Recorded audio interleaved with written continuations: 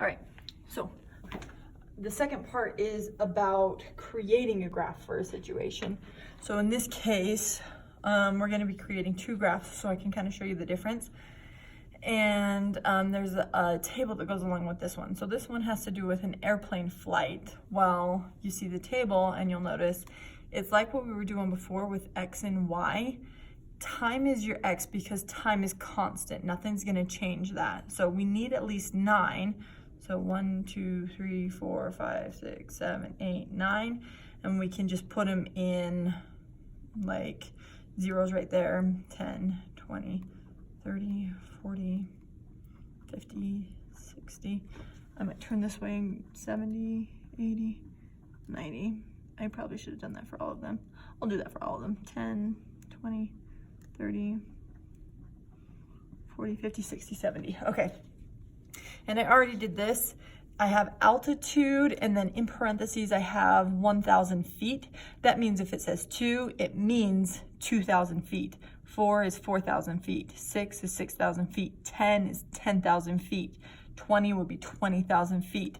So over here, when I have my altitude, I don't have to worry about the thousands. I'm really just worried about that first number, okay? So I treat these like ordered pairs. I say, okay, first one, if I haven't gone anywhere, I haven't 0 time, 0 altitude. The next one is after 10 minutes, I am up to 10,000 feet. After 20 minutes, I'm up to 20,000 feet.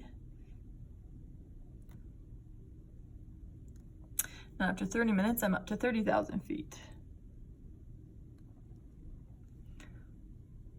All right. Move that one over just a bit. Sorry. Okay. So now, what you'll notice is I didn't just go from, okay, 10 minutes, boom, here I am, 20 minutes, boom, here I am. This is going to be an example of a continuous graph. It means that I went all the way from 1 minute and 0 feet in altitude all the way up. Sorry, that needs to be a better line. I'll make it thicker so it looks better. Yeah.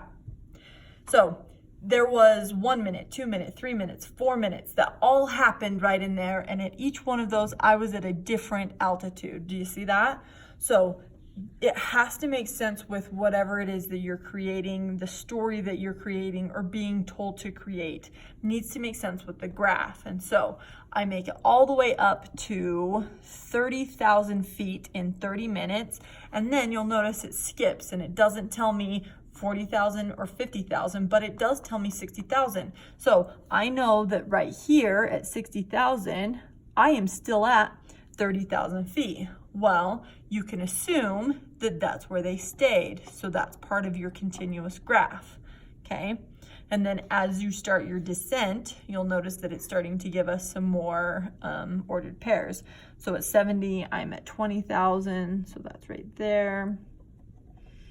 At 80 minutes, I'm at 10,000, so that's right there. And my flight lasted an hour and a half, and so at 90 minutes, I'm back on the ground at 0 altitude, okay?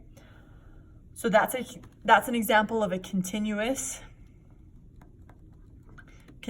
graph, and it has to do with an airplane flight.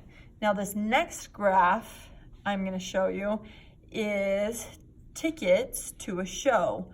So what depends on what? Well, the amount of tickets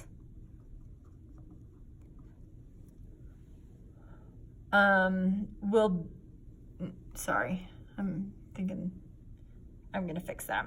So the amount I pay, so my price depends on the number of tickets I get. Tickets. Because if I get 1 ticket, I'm only gonna have to pay this much, whereas I get 10 tickets, I have to pay this much. So price depends on number of tickets, so that means price is in my y-axis, number of tickets will be in my x. I can always rely on this right up here to help me figure out what should be where. So price is over here, it might even say cost, but we'll say dollars. And then number of tickets is down here. because depending on how many tickets I get will depend on my price. So price depends on number of tickets. So that means if I don't get any tickets, I don't have to pay anything, okay? If I get one ticket, let's say these are just $10 tickets, so 30, 40, 50, 60, 70, 80, and 90. All right, so if I don't get a ticket, I don't pay anything. If I get one ticket, I pay $10. If I get two tickets, I pay $20. 3 tickets, 30, 4 tickets, 40, 5 tickets, 50, 6 tickets, 60. 1, 2, 3, 4, 5, 6. Now, is it possible to get a ticket and a half? Well, it's not. So I know this is not a continuous graph. It's actually just those points showing you what the cost is depending on how many tickets you would like. So this is an example of a discrete graph. I hope that helps. I hope that helps you kind of grasp the concept of continuous and discrete, as well as understanding the story that is going along with each graph.